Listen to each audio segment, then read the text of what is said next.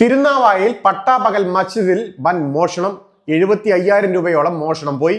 തിരുനാവായയിലെ സലഫി മസ്ജിദിലാണ് സംഭവം. മസ്ജിദിന്റെ ഓഫീസിന്റെ പൂട്ട് തകർത്ത് അകത്ത് കടന്ന് 75,000 രൂപയോളമാണ് മോഷ്ടാവ് കവർന്നത്. ജീവനക്കാർക്ക് ശമ്പളം നൽകുന്നതിനും മറ്റുമായി സൂക്ഷിച്ചിരുന്ന പണമാണ് നഷ്ടമായത്. മസ്ജിദിൽ നവീകരണ പ്രവർത്തനങ്ങൾ ഉൾപ്പെടെ നടന്നു വരികയാണ്.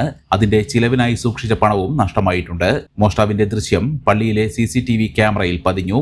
അരമണിക്കൂറോളം പള്ളിക്കകത്ത് ചിലവഴിച്ച മോഷ്ടാവ് അതിനിടയിൽ ഓഫീസിന്റെ പൂട്ട് തകർത്ത് പണം കവരുകയായിരുന്നു. പള്ളിയിൽ ജീവനക്കാരടക്കം ആരുമില്ലാത്ത സമയത്തായിരുന്നു കവർച്ച നടന്നത്. തിരുനാവായ ഭാഗത്ത് നിന്ന് നടന്നെത്തിയ മോഷ്ടാവ് രാവിലെ 11:40 പള്ളിയിൽ കടന്നത്. ഏകദേശം 12:10 വരെ ഇയാൾ പള്ളിക്കകത്തുണ്ടായിരുന്നു. ഉച്ച നിസ്കാരത്തിനായി ജീവനക്കാരെത്തിയപ്പോഴാണ് മോഷണം നടന്നതായി മനസ്സിലാക്കിയത്. തുടർന്ന് മസ്ജിദ് കമ്മിറ്റി പ്രസിഡന്റ് മുളയ്ക്കൽ മുഹമ്മദ് അലി തിരൂർ പോലീസിൽ പരാതി നൽകി. തിരൂർ പോലീസ് കേസിൽ അന്വേഷണം ആരംഭിച്ചിട്ടുണ്ട്. വിരലടയാള വിദഗ്ധരെത്തി മസ്ജിദിൽ പരിശോധന നടത്തി. അതേസമയം തിരുനാവായ, തൃപ്രങ്ങോട് പഞ്ചായത്തുകളിലെ വിവിധ മസ്ജിദുകളിലും ഇതേ ദിവസം മോഷണ ശ്രമം ഉണ്ടായതായി റിപ്പോർട്ടുകളുണ്ട്.